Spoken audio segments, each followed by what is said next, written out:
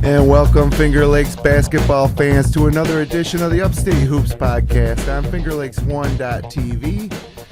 It's February 20th, 2014, and this is our 14th episode of the 2013-14 season, and we're coming at you live from the FingerLakes1.com studios in downtown Seneca Falls, New York. I'm Jim Sinacropi alongside my co-host Matt Verke. Welcome, Verk. What's going on, Jim? Happy birthday. Thank you. Yeah, it's my birthday. 42 years old today. So there's that. And also welcome back to the studio, Lyons head coach Zac Young, scheduled to play his sectional opener tomorrow night against Kendall. Zach, thanks for coming back. Oh, thanks for having me. As sectional plays underway, several Wayne-Finger Lakes teams in action on Tuesday and Wednesday night. Several more coming this weekend. No games tonight, so it's perfect time to get caught up and talk brackets for the next half hour. Also tonight, we're going to give our Wayne-Finger Lakes Player of the Year awards in first, second, third, fourth team Upstate Hoops Awards, which is always fun. The Upstate Hoops podcast is brought to you by Generations Bank. Generations of service for over 140 years. Visit them online at mygenbank.com. And check out their mobile banking app in the iPhone or Android app stores. And also by Red's Place, serving great lunches daily in downtown Seneca Falls. Come down and watch all the big games on one of their 10 flat-screen TVs. And check them out online at men'shalloffame.com. And Seneca Meadows Landfill, responsible waste management for the next generation. See how they do it by watching their videos at senecameadows.com. All right, the regular season's in the books, guys, and that means it's time for the Upstate Hoops All-Wayne-Finger Lakes Awards, based on the performance through the regular season. Sometimes maybe a little bit of career it goes into it. But it was tough, Verk. A lot. I think the one theme from this year is that I think the West and the Wayne County leagues were a little deeper, and a lot of better players came to the forefront as a result of it. It wasn't just a last year it was a 2-3 team race in Wayne County. This year it was like a 5-6 team. Yeah, I think you saw a lot more depth in Wayne County. The Finger Lakes West was a little top heavy, I would say, with Bloomfield and Dundee. Whitman. Whitman won some games. Another strong year by Naples, even they trying to defend their championship. Right. And obviously, Dundee had some injuries there towards the end, which kind of threw things into a little spiral there. But great year for all three leagues, and they're hopefully going to represent well come sectional play time here, and they're off to a pretty good start. Well, we got a lot to get to tonight, so let's kick it off right now. Coach of the Year, and this is a collaboration between Verk and I. Mostly you. Well, I got to come up with it, and then we adjust it based on what you think. And this was tough because Coach of the Year, I think you kind of would think Tim Jackson at Clyde being undefeated. But we had to go with John Maston of Bloomfield, 16-2, Finger Lakes West champions, and a great season for the Bombers. And they're ready to make a run at a Class C2 sectional title. Yeah, obviously, tough choice. I think there's high expectations at Clyde, and I think they lived up to them. So that's kind of, it takes away a little bit maybe from that Coach of the Year. But, Coach Maston did a great job with Bloomfield, and, we'll see how they make out in a tough C1 bracket here. And let's start with the fourth team. And we try to keep it guard, forward, center, 3 guards and 2. Try to make it a basketball team. You could field some of these teams, have a little mini tournament maybe. But fourth team, we got Jamie Rosser out of Newark, Phineas Jocks, did I say that right? You did. At ER, and Isaiah Tilley in Naples. He's just a junior too. He'll be back. And then at forwards, we got Cole Hartman at Dundee, who's injured, but he's a junior. He'll be back. And then DJ Long out of Lyons. Zach, talk a little bit about DJ. Very athletic kid, good jumper. Scored a lot more for us this year. And he had a very solid year, very solid year for us. And, pretty much our big three carried us in scoring all year, him, Damian, and Damon. And Very happy with DJ, and I hope he wants to try to play somewhere at the next level, and he's got to improve on some things, but he has gotten better as sophomore to junior year, junior to senior year. So. You love to see that. What about Jocks at ER? You've faced them twice this year. What's Phineas is, if you watch Phineas play his freshman year, you would have never thought he would have become what he ended up doing this year. Really good athlete, good in transition, a lot of great energy player, hustler, got a lot of rebounds, and I think ER is going to be a team in that top bracket that's going to give some people fits. They have a nice road. I like their path, and I like them to get to the finals for sure.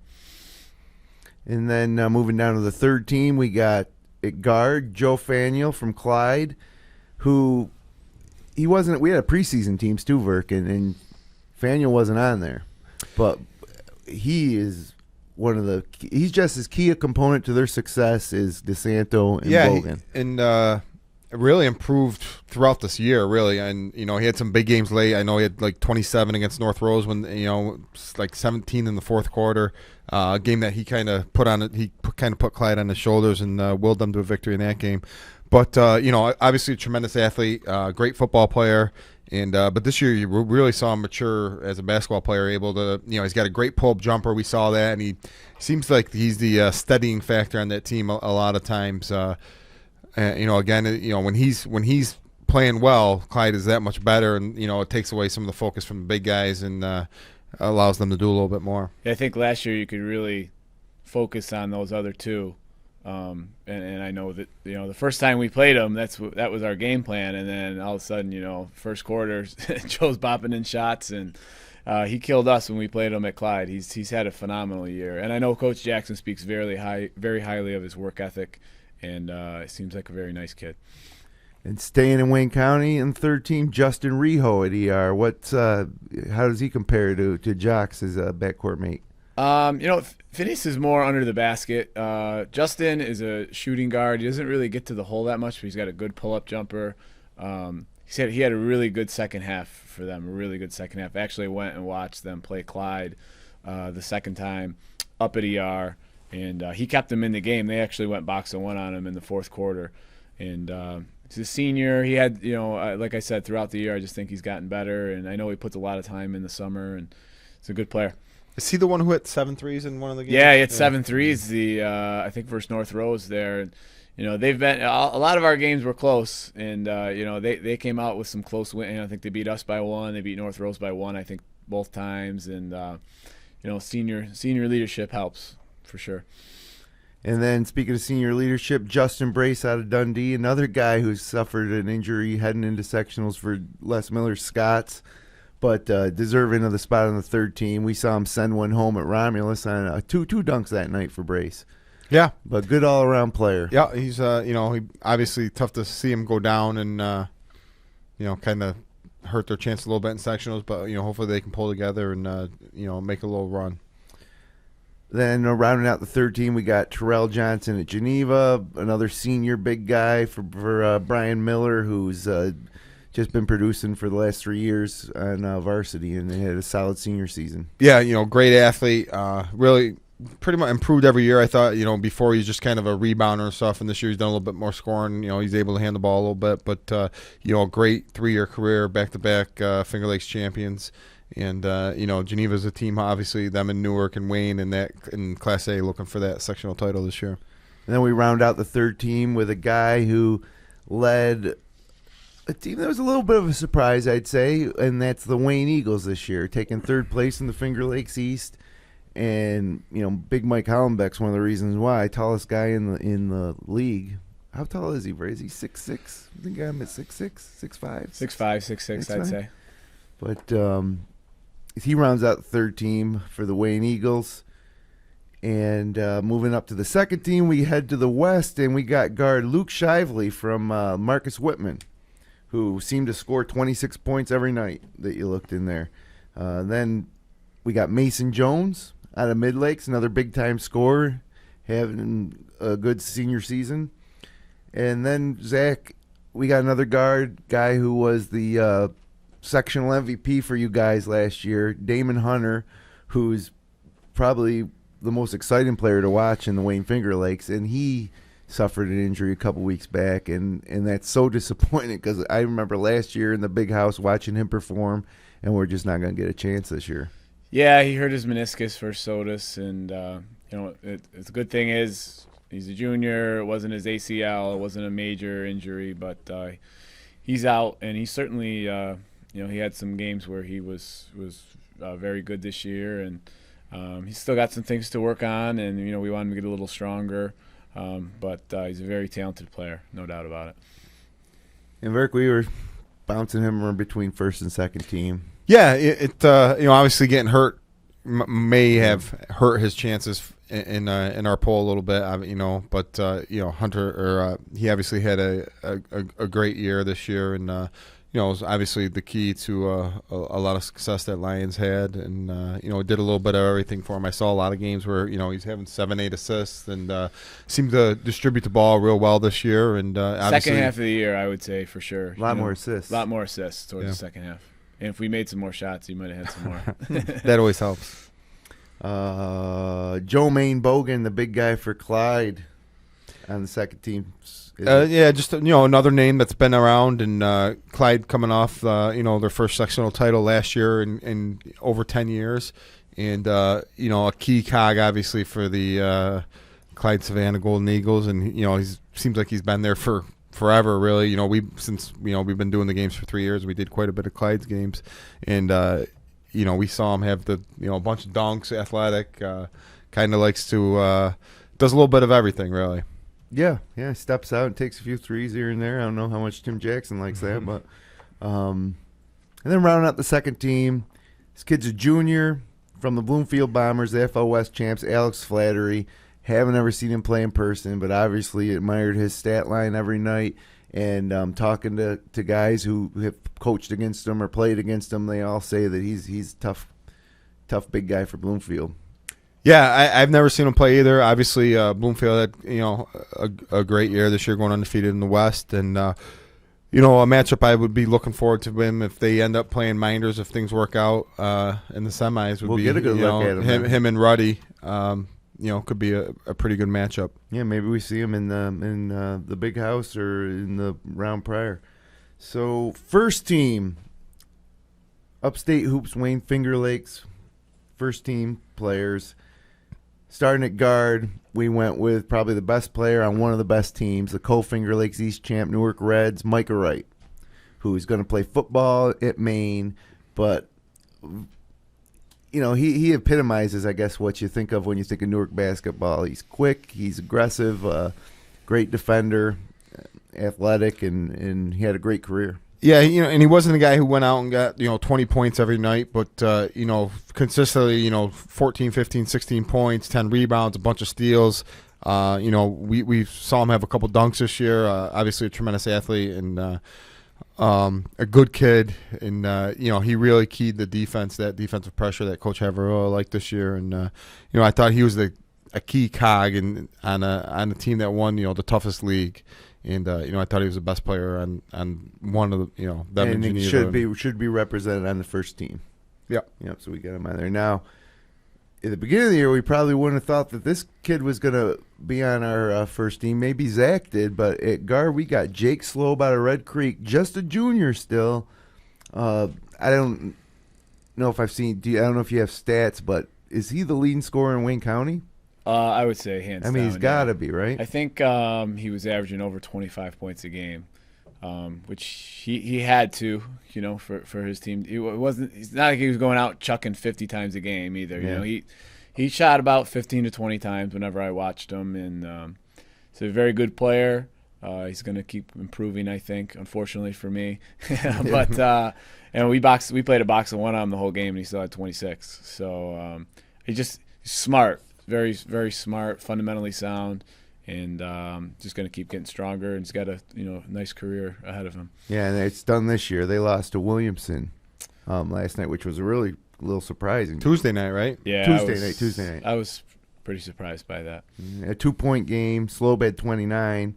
Tom Fairland, 31 points, career high. Hey, look out for Williamson as the Cinderella, maybe. Then we got Verk, a guy who is one of the best big men in Finger Lakes East, and Luke Ruddy from Minders, and certainly a Player of the Year candidate. And I think he may have been our preseason Player of the Year. Maybe Minders didn't experience as much success as they had his junior year when he had Brandon Pascalacqua with him, but certainly the guy's had an awesome career. He scored 40 points once this year. Yeah, thanks. Oh, that was against Lyons. That's right. Luke's had obviously a storied career at Minders, and he played with some great players at Minders, and he's been up since his freshman year, and so let me think, his freshman 1,000-point score. Did he score 1,000 points? Yeah, I don't think he has. Really? I haven't seen the paper. I haven't seen anything that he had it yet. He's got to be close. I might have spoke too soon. Yeah. I just assumed, you actually. Just jinxed him.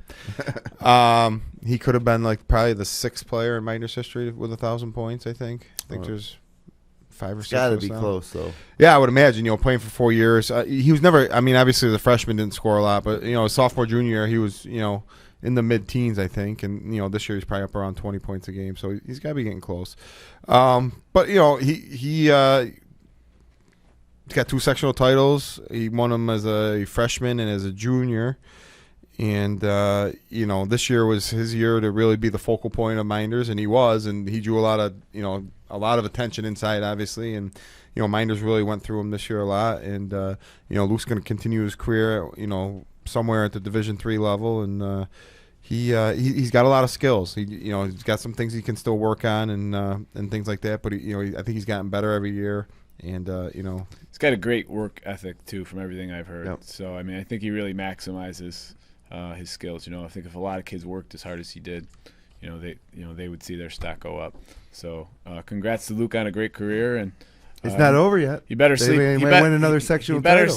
Luke, if you're watching, sleep good tonight, because Gananda is going to make you work tomorrow. It's going to be if we didn't have a game, that would be a game that I would go watch, because it's going to be up and down. Gananda, right? It's going to be up and down. Yep. They're playing that at Marcus Whitman, though. That was actually an error. That's what it said on the Section 5. Right, yeah, I saw it. So that's at Gananda. That's at Gananda. Marcus Whitman's actually home the same night. So, yeah.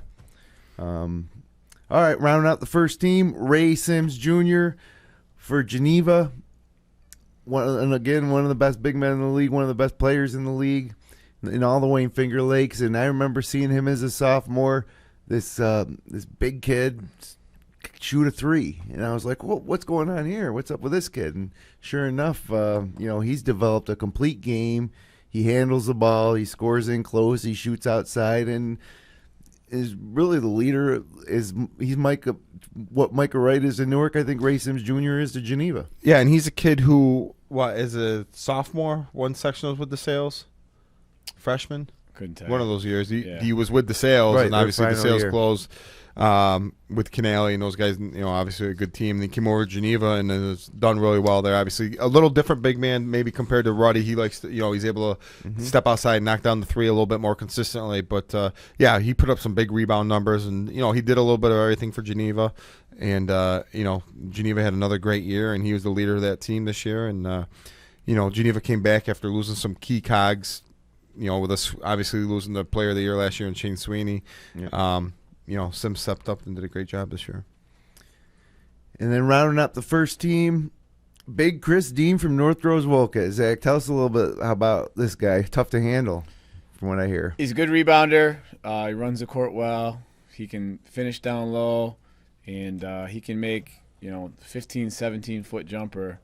And he's pretty much unguardable for anybody on our team. I mean, we tried to front him to bother him, but when he catches it with somebody, behind him in the post, he just elevated and shot over. And he's a good kid. 1,000-point scorer, just scored 1,000 points. Had a very nice year this year, and he's as important to them as anybody else. As anybody on an individual team. I think he really kind of makes them go. They have some other good younger players, but he's their key cog, and they got a shot to make a little run, I think, in their class as well. So I wish them good luck. And coach B2 or B1, I can't remember. Yeah, I hope they have a nice run. Coach Hoyt is I'm good friends with from North Rose, and the Dean kid, he's talking about Wells College, I heard, and a couple other places. Well, maybe co-ed now. Yeah, maybe playing at the next level.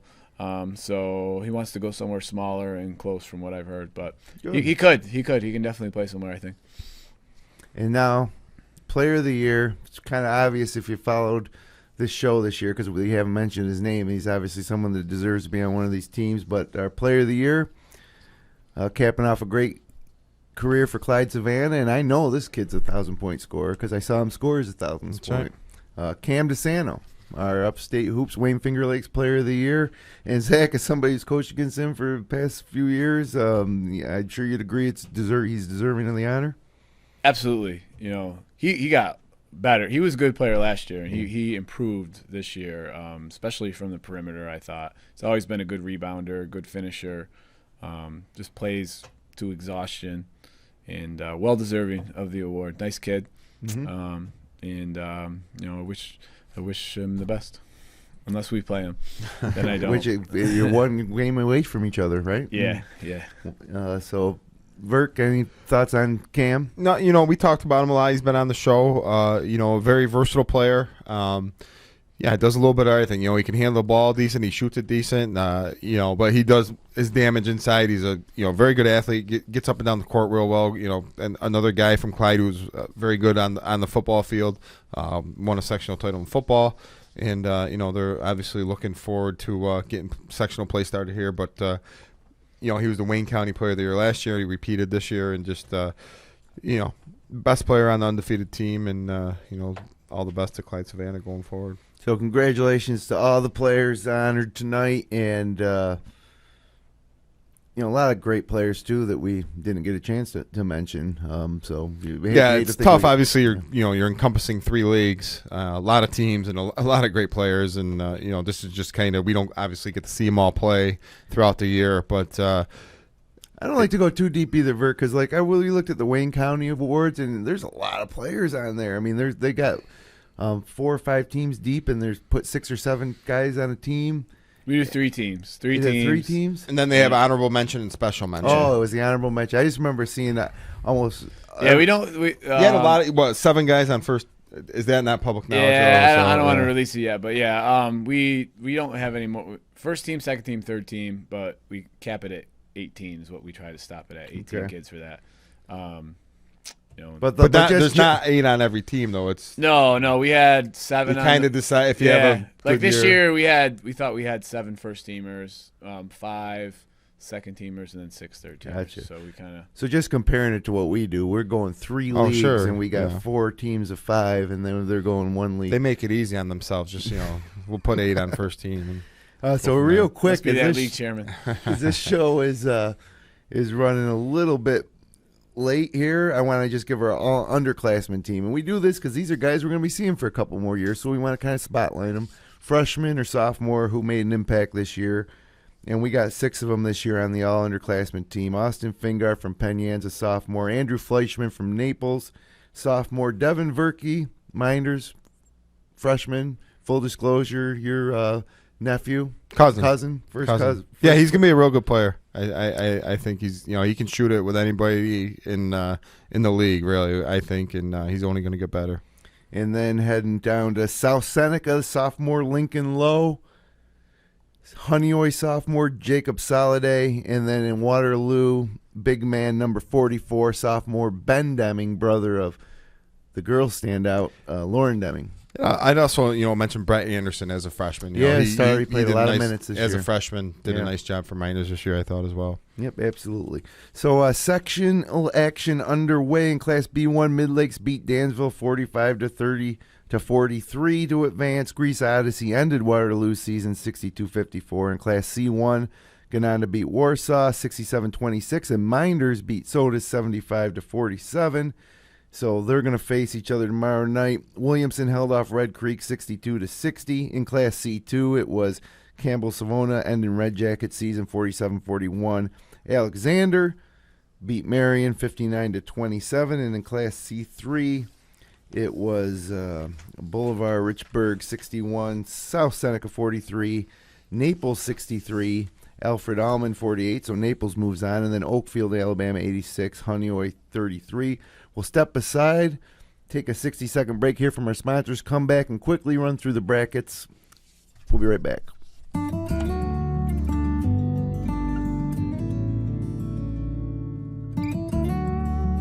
We hold on to the things that really matter. Welcome to Generations Bank. Hi, I'm Jody Torrio. If you're like me, you've got stuff lying around the house that you want to recycle, but you're just not sure how, like broken toasters, vacuum cleaners, or microwaves. At Seneca Meadows, we have a drop-off for those. Bring in anything with a cord, and we'll make sure it's recycled properly through our partnership with 2TRG. It's that easy.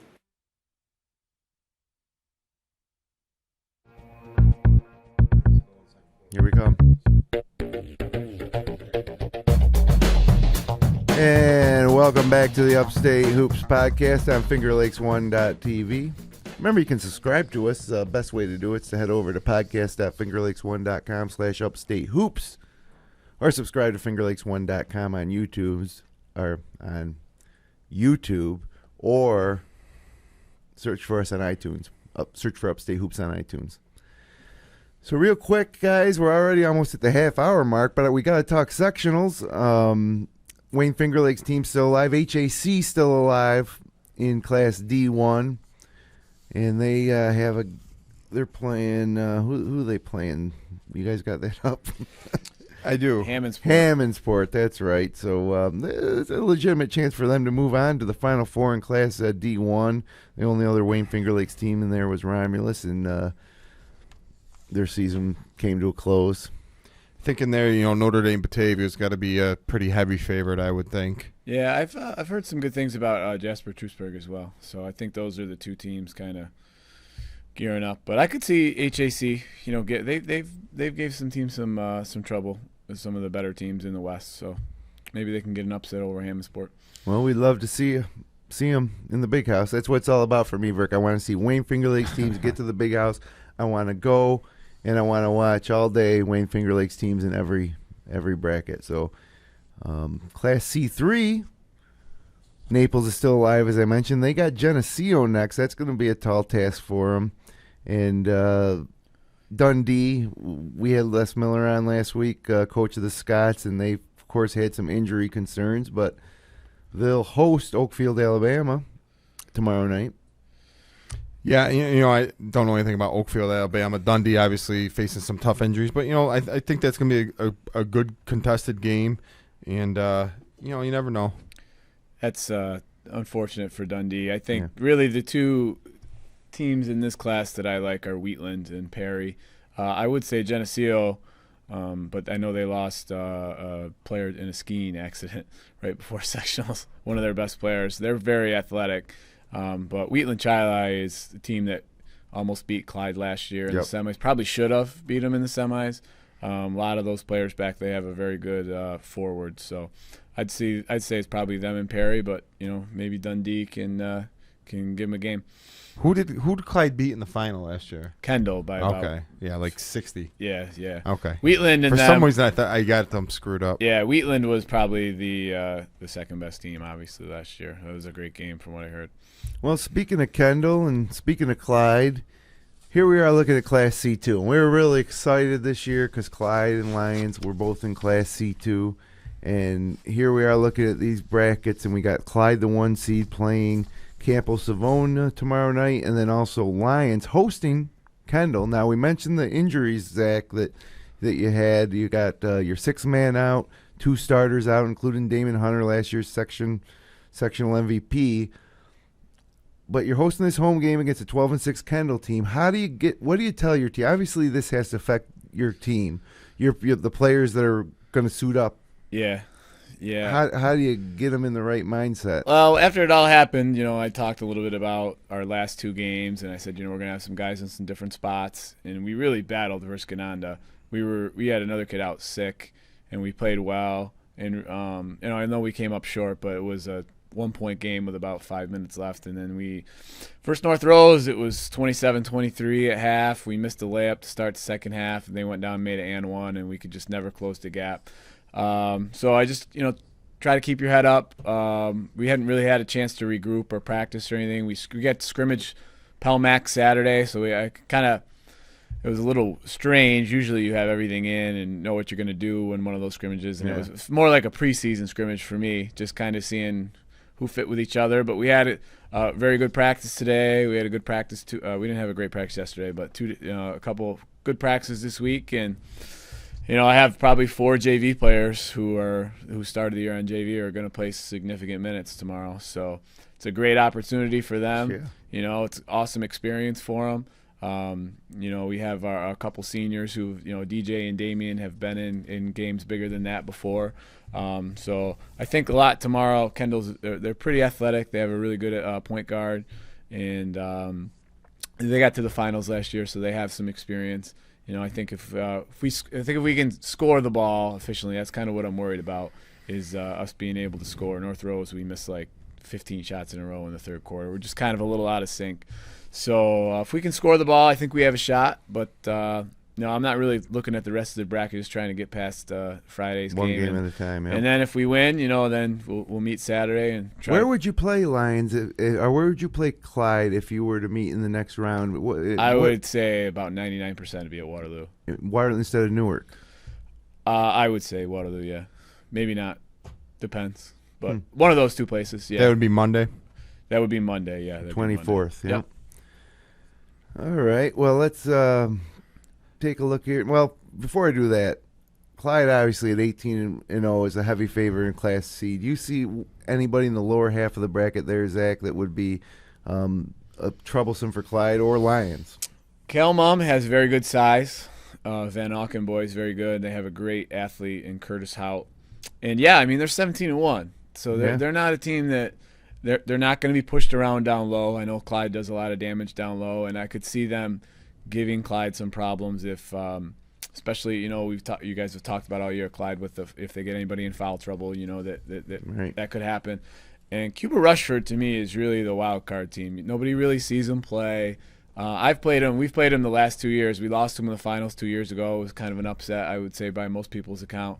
And we played them last year in the quarterfinals. They were 13-5, and they were a 7 seed. And they are not scared of anybody, I will tell you that. They're very chippy. They made 19 threes their last game versus a Phil Moore team who's Class D. But 19 threes is 19 threes. And they're going to sling it. And, that could be a team that, 19 threes is a lot. Yeah, Clyde plays that. 60 points. Clyde plays that matchup. And, they may have to play man a little bit in that game. They may have to play man.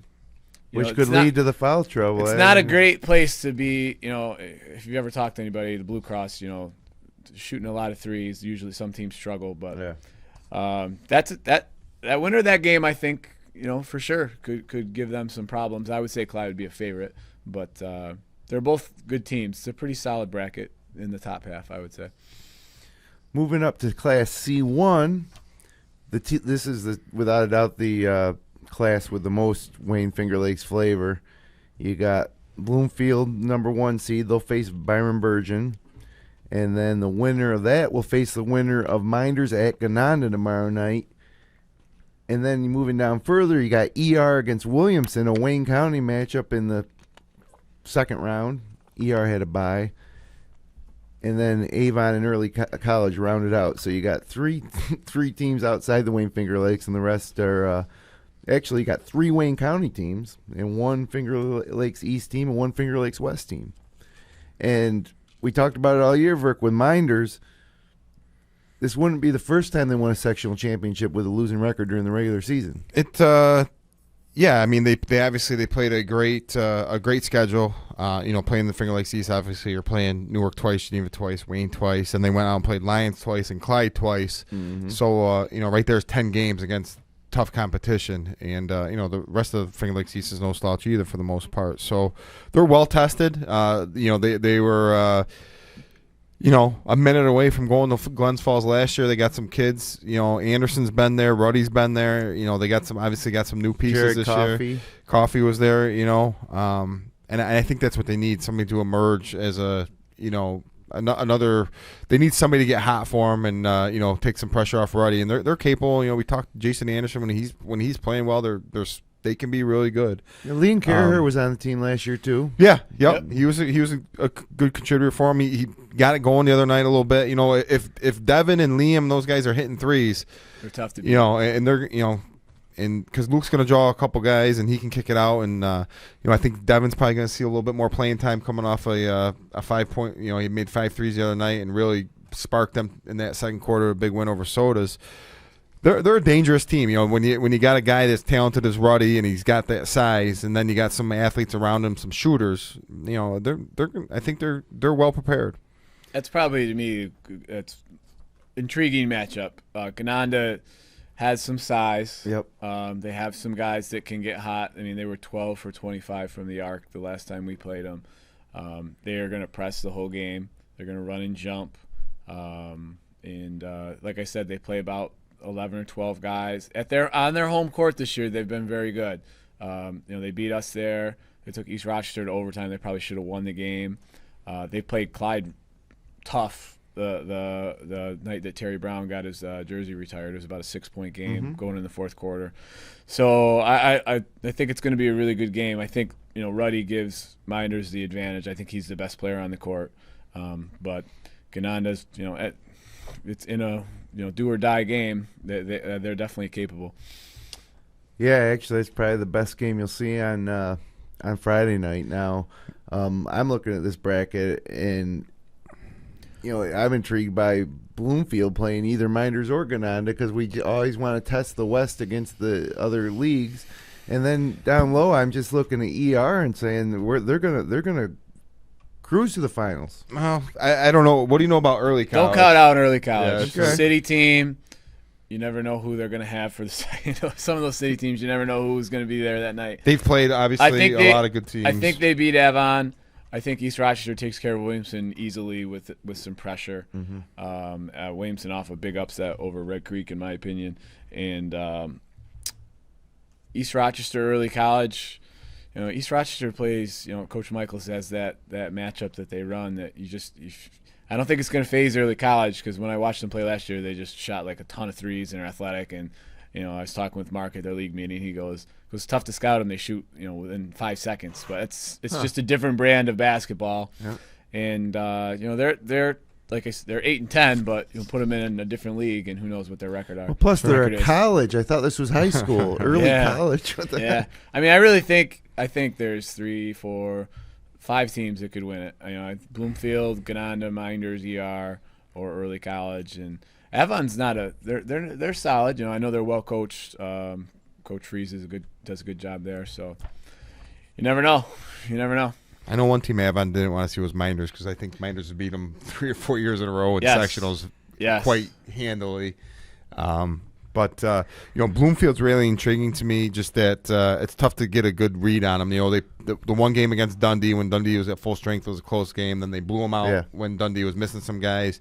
Their losses are to Livonia and Soda. I think beat them. Yeah. So it's tough to get a. They'll be well prepared. Coach Maston is a very good job. He's due.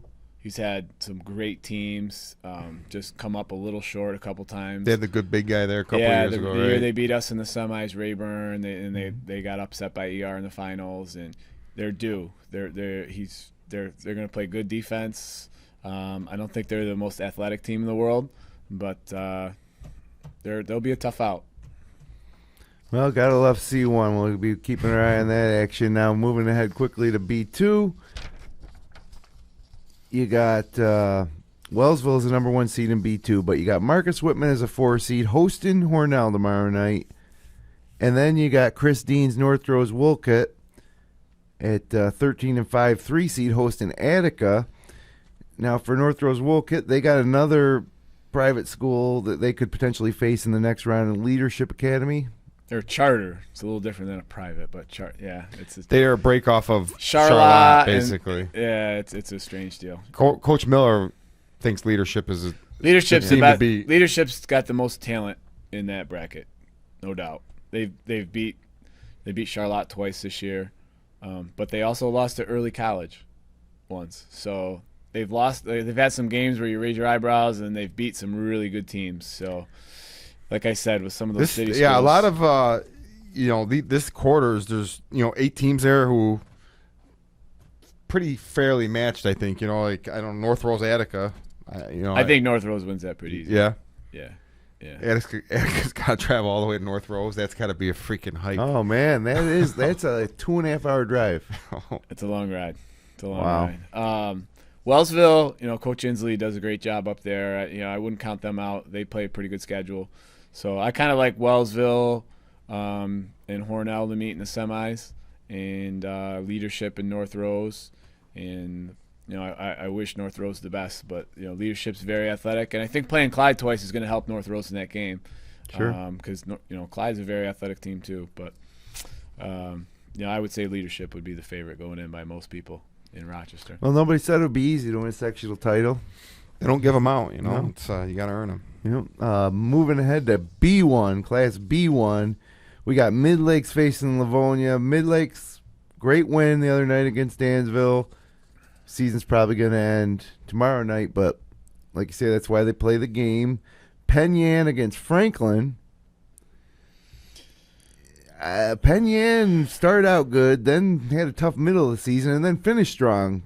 Yeah. They should just make more 60-foot last-second buzzer shots, right? They dealt with some injuries all year, too. I know the Bloom boy coming back for them. Shane helps. Bloom? Yeah. They got a tough draw, though, with Franklin. A lot of we're seeing a lot of Franklin, Charlotte, University Prep, not And then Pell Mac. not knowing what to expect there a lot of times. Yeah. Tough matchups. That's B1 is pretty tough for these teams, for teams like Mid Lakes, Penn Yan, and Pell Mac. But how do you like Livonia's chances? Not very good. No. I just think the winner of I think Franklin will give them a pretty good game if they get by Franklin. I think Charlotte or UPrep. I know UPrep's very good. I think Livonia might have one of their better players injured as well right now, but that never helps. No, doesn't help. Doesn't help. So UPrep I actually saw for a half. They're very good. Charlotte, I can't really figure them out. I know they had some kids ineligible at points during the year, so hopefully they got their grades up and they're ready to roll. well, in A2, and this is the final class, we're not going to do the other A's. There's no Wayne-Finger Lakes teams in there, but there certainly is an A2. You got 1 seed, 2 seed, and the 4 seed from the Finger Lakes East, Geneva, Newark, and Wayne. And what you're going to see if Geneva's able to beat Monroe tomorrow night, or actually that game will be on Saturday, and Newark's able to beat Greece Olympia on Saturday, you're going to have a doubleheader in the Blue Cross Arena on Tuesday night, February 25th, featuring Game 1, Geneva against either Wayne or Northeast-Northwest College Prep, which Geneva-Wayne, that would be great. And then you're going to have either Newark against probably Batavia, which Batavia knocked them out last year in the sectional finals. So that might be worth a trip west, huh? I wouldn't say Wayne is a lock in that game. Northeast, Northwest College Prep. I know they beat them earlier in the year, but I think they just knocked off Leadership. And I think Wayne has not the Hollenbach boy, but another boy who's not playing in the game for different reasons. Just real quick on a side tangent, what's going to happen if Northeast East College Prep wins this one, University Prep wins that one, Leadership? What happens if we get all these charter private schools win every section? Think they make a change then? No. Nothing will happen. Nothing will happen. It's been going on we talk about it all the time. You got Kearney winning all the time, Aquinas. But even they move them around. They have a competition committee that moves. If a team wins 6 in a row or a couple in a row, they'll move them up and stuff like that. Yeah, it's.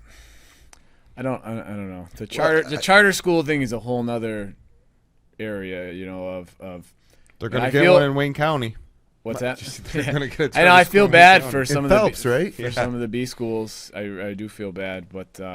The thing I don't like about this, though, is even with Aquinas and Kearney, at least these are familiar names. Now it seems like we're just making up all sorts of crazy schools, and it's hard to identify with them. Well, the Leadership thing is Leadership and Charlotte are the same. They're on the same campus, and then they're split up for two. Like Charlotte, all the 2 of his starters from last year are now on Leadership after this year.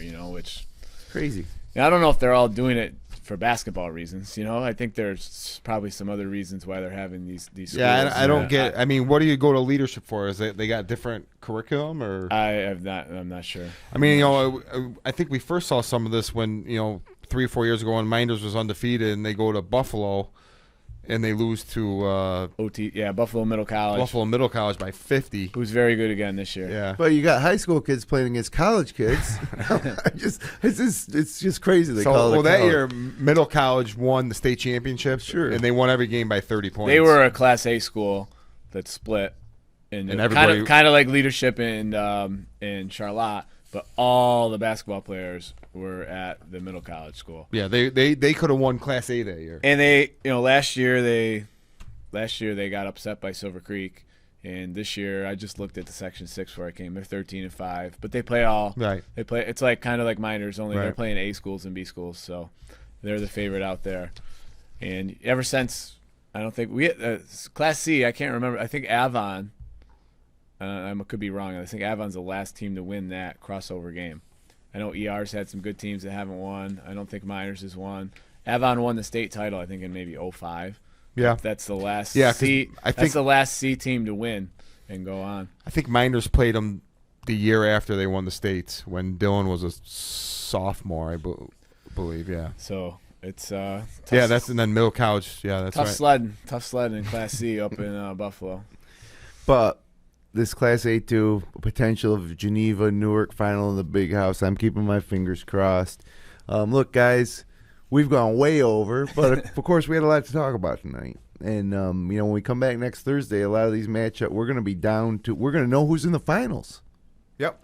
Next Thursday night. Gotta love it. But we're going to head on out of here. Zach, thanks so much for coming in. Appreciate it. Good luck against Kendall tomorrow night. Thank you. And would love, obviously, if you facing Clyde in Waterloo or Newark, that I think we'll be there. So I'm kind of hoping that comes true so we can go watch that game. And, great time of year, huh, Verk? Definitely. So that about wraps it up for this week's edition of the Upstate Hoops podcast. For our live viewers, we'll be back online about, 10 minutes at 10 o'clock Eastern for the Upstate Orange podcast, where we're going to do something different, talk about a Syracuse loss. Yep. So thanks for joining us. For my co-host Matt Verkey, Lyons head coach Zac Young, our producer Jeremy Hunt, I'm Jim Sinacropi. See you next Thursday night.